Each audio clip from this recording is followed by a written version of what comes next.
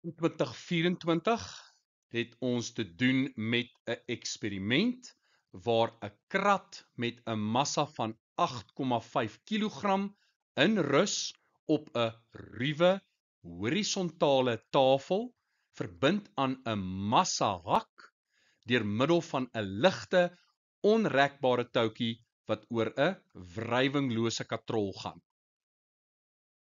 Massastukke word by die massahak gevoeg en die versnelling van die krat word gemeet. Die eksperiment word verskeie kere herhaal deur verskillende massas by te voeg om die hangende massa elke keer te vergroot. Ons ignoreer die effek van lugweerstand. Die resultate wat verkry is gebruik om hierdie sketsgrafiek te teken. Op die x-as het ons die hangende massa. Dit is ons onafhanklike veranderlike, met ander woorde, die veranderlike wat ons verander het in hierdie eksperiment. Op die y-as is ons afhanklike veranderlike, wat die veranderlike is wat ons meet. In hierdie geval, die versnelling van die krat in meter per sekonde kwadraat. Wat word konstant gehou? Wel, ons gebruik dieselfde krat, die massa van die krat bly dieselfde, ons gebruik dieselfde tafel, die oppervlak is dieselfde, daar's heelwat faktore wat konstant gehou word. Voordat ons die vraag beantwoord, kom ons fokus eers op die horisontale gedeelte van die kurwe. Tussen 0 en 4,2 kg is die versnelling 0. Die hangende massa is te klein om die statiese wrywing tussen die krat en die tafel te oorkom. Die stelsel bly dus in rus, omdat die maksimum statiese wrywingskrag groter is as die krag wat deur die hangende massa gelewer kan word. Daarom is daar geen versnelling nie. Kom ons fokus nou op hierdie gedeelte. Wanneer die hangende massa groter is as 4,2 kg, word statiese wrywing oorkom. Die krag wat deur die hangende massa uitgeoefen word, neem toe soos die massa toeneem en die krat begin beweeg. Gedurende hierdie fase word die kinetiese wrywing, wat kleiner is as die statiese wrywing, oorkom en die versnelling neem toe. 2024 skop af met die definisie van die term statiese wrywing. Gewoonlik word Newton se bewegingswette gevra, maar 2024 het jou kennis van 'n paar ander definisies getoets. Statiese wrywing is die krag wat die neiging van beweging van 'n stilstaande voorwerp relatief tot 'n oppervlak teenwerk. Krag word toegepas op hierdie 200 kg yskas. Die statiese wrywing is telkens gelyk aan die toegepaste krag. Maar aangesien die toegepaste krag nie die maksimum statiese wrywingskrag oorskry nie, bly die yskas doodstil staan. Dan, vir 2 punte, teken 'n benoemde vrye liggaamdiagram en toon al die horisontale kragte wat op die krat inwerk net voordat dit begin beweeg. Die vraag tel 2 punte, so ons gaan 2 kragte teken.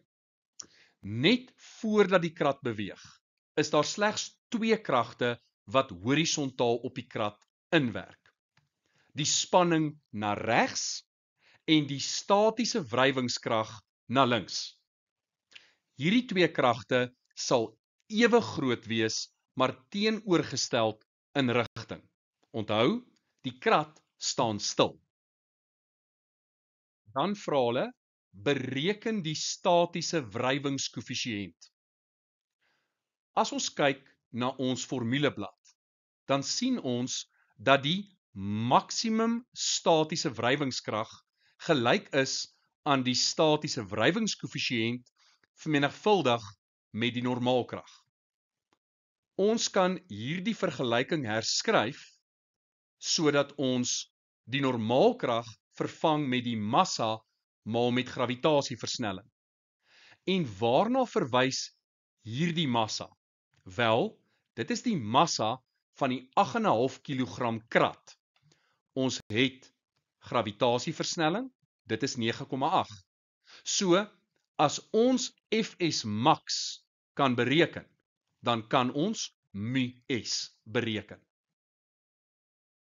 As ons nou kyk na ons vrye liggaamdiagram, dan sien ons dat die spanning T na regs gaan gelyk wees aan die statiese wrywingskrag na links.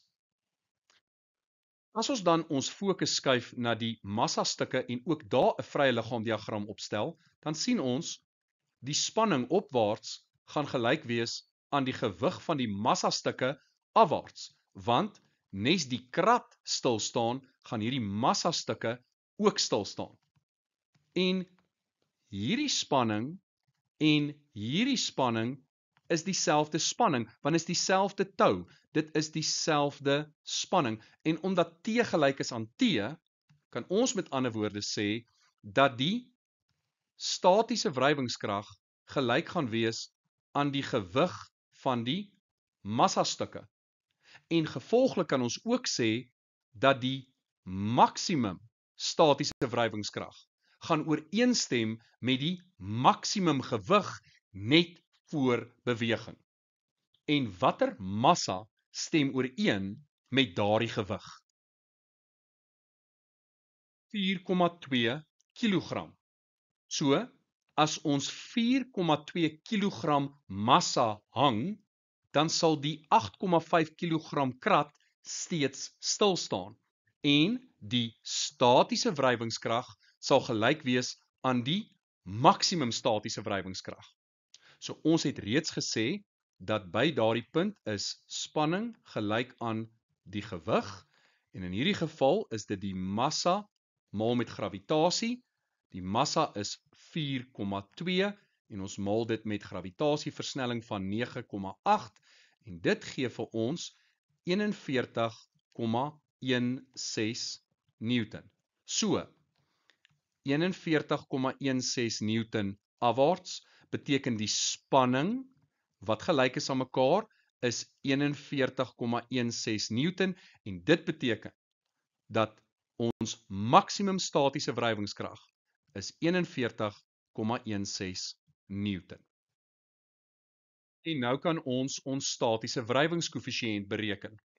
Ons herskryf hierdie vergelyking as die maksimum statiese wrywingskrag gedeel deur massa maal met gravitasieversnelling. Ons het reeds uitgewerk, Fs max is 41,16 Newton, en dan, watter massa? Dit sal die massa wees van ons krat, en dit is 8,5 kg, maal met gravitasieversnelling van 9,8. En dit gee vir ons 41,16 gedeel deur 83,3 en ons statiese wrywingskoëffisiënt is met ander woorde 0,494. Bereken die grootte van die versnelling deur y op die grafiek verteenwoordig indien die kinetiese wrywingskoëffisiënt tussen die krat en die tafel 0,4 is. Ons het die kinetiese wrywingskoëffisiënt, ons het die massa, ons het gravitasieversnelling. Ons kan met ander woorde begin deur die kinetiese wrywingskrag te bereken. Dit is μk maal met die normaalkrag, maar in hierdie geval vervang ons sommer massa maal met gravitasieversnelling onmiddellik in, en dit is 0,4 maal met die massa van die krat, dis 8,5 maal met gravitasieversnelling 9,8. En dit gee vir ons 33,32 Newton. Hy stem ooreen met 'n hangende massa van 7,4 kg, so ons gaan 7,4 kg daar hang, wat gaan nou die spanning wees in die tou? Die spanning is gelyk aan die gewig. En dit is die massa wat gehang word maal met gravitasieversnelling. So dit is gelyk aan 7,4 maal met 9,8. En dit gee vir ons 72,52 Newton. Met ander woorde, na regs het ons 72,52 Newton en na links het ons 33,32 Newton. Ons kan met ander woorde ons netto krag uitwerk. F net gaan gelyk wees aan die 72,52 Newton na regs minus die 33,32 kinetiese wrywingskrag na links en dit gee vir ons 39,2 Newton. So, F net is 39,2 Newton. En F net is gelyk aan massa maal met versnelling. So die versnelling is F net gedeel deur die massa. Maar nou is die vraag, watter massa?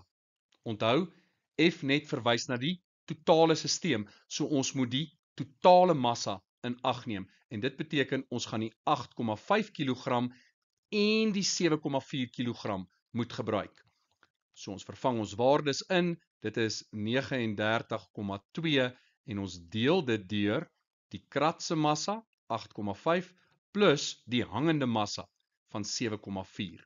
En dit gee dan vir ons 'n versnelling van 2,47 meter per sekonde kwadraat en dit gaan na regs wees of in die geval van die massastukke afwaarts wees.